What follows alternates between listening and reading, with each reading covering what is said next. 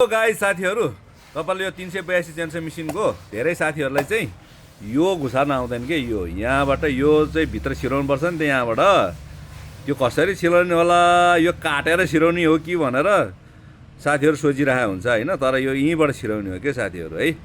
अब यो छिराउनेलाई चाहिँ पहिला यहाँनिर मोबिल हाल्नुपर्छ है साथीहरू, अलिकति मोबिल यहाँनिर यो पालमा यसरी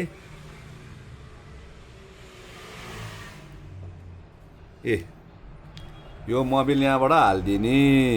मोबिल हालेपछि चिप्लो हुन्छ है, अनि यो हातमा चाहिँ फेरि सुक्खा हुनुपर्छ नि, यो चिप्लो भयो भने त फेरि ठेल्नै सक्दैन नि है।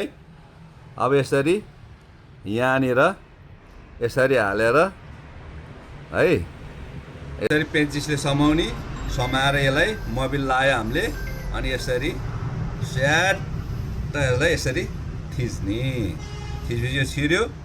अब यसलाई फेरि यहाँ अझै सारेर फेरि यसरी थिच्ने। फेरि यहाँ यो चाहिँ छुट्नु भएन है, यो चाहिँ यहाँ चाहिँ छुट्नु भएन नि, फेरि स्टार्ट हुँदैन हैन। यहाँ फेरि तार शुद्ध फेरि थिच्ने फेरि गर्ने। अब यसरी घुसार्दै समाउँदै समाउँदै समाउँदै यहाँ पुग्यो। अब यसरी